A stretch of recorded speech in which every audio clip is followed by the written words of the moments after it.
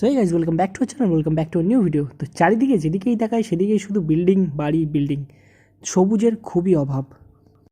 তো আমি মাঝে মধ্যেই গাছ লাগিয়ে থাকি, বাট সেগুলো ভিডিওতে আর দেখাই না। কিন্তু আজকে যেই ফুল গাছটা লাগালাম সেটা দেখতে খুব সুন্দর ছিল, তাই তোমাদের সাথেও শেয়ার করলাম। তো আমি আজকে নিয়ে এসেছিলাম একটা সুন্দর গোলাপের চারা।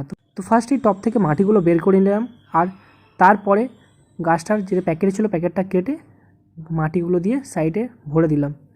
তো গাছটা মোটামুটি লাগানো কমপ্লিট, আর সুন্দর ফুলটা ফুটে আছে, দেখতে মারাত্মক লাগছে। আর কদিন আগেই আমি আরও একটা গোলাপের চারা নিয়েছিলাম, তো সেটাতেও খুব সুন্দর ফুল ফুটেছিল। আর যেহেতু শীতকাল, তো ছাদে ভর্তি ফুল।